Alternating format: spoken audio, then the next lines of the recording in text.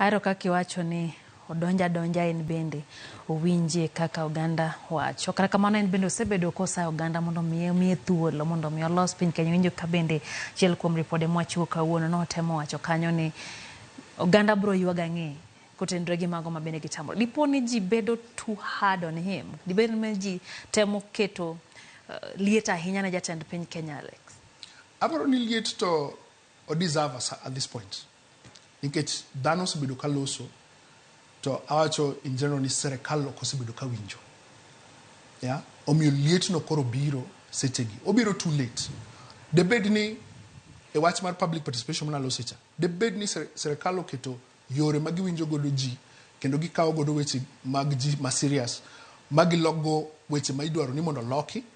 To en discussion moro ma nyaka bed ma very sober. Ni kwa wacho niya migepe makama onego bed ni timo ang'o? Onego bed ni reduce expenditure margi mondo wabed ni wa save pesa machal kama wati go de projects machal kamagi. Mane ka jo Kenya nyalo winjo. Na winjo ko wacho ni weche gi noko wach gi maler. Omiyo magi gik mono onego bed ni timo. Nonego luong press conference moko wach ni jothurwa an adwa dhi kaw loan. Oko kachacha. Loan ni adwa tiyo godo ABCD. Mano noko timo. Noko nyiso jo Kenya ni ka gik bang dweche mar ABCD to ne kana setimo kata okatimo.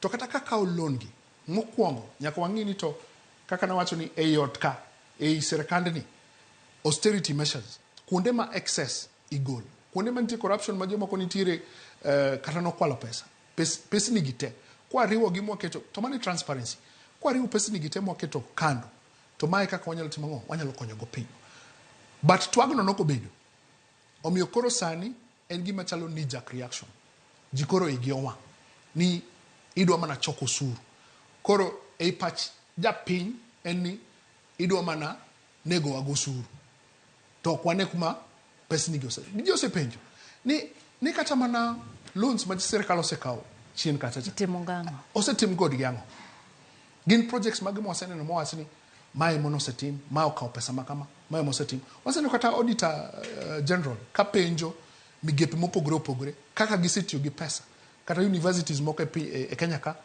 ere kaka gisetiyo gi pesni gi to pok wabedo gi ler to wan gi budget manyien monego bed ni chakre dweni koro bro bedo nade kidwa bedo gi twak to jopiny ok iwinjgi to jopiny dwaro ni mondo ilok kaka gidak kaka gineno kaka kuonde moko ma excesses nitiere monego bed ni ng'ado tok tim tok winjgi mane Liet makoro nitiere kae koro aparo ni kaka na wacho cha my opportunity manitiere mondo sirkal ong'i kaka deal gi jopiny gingi kaka structures manitiere nikech structures manitiere kikatiba kidemokrasia en ni mjumbe ni ema nyalo kawo wachni to tere bunge to iwinjo wachni kama nitiere to mago be nigi issues matindo moseneno momiyo sama bill di biro wajumbe moko onge bunge gidhi bayo kuonde moko koro japiny ema koro hinyore momiyo japiny koro wuok oko manyisi ni there's a problem with our political system and our democracy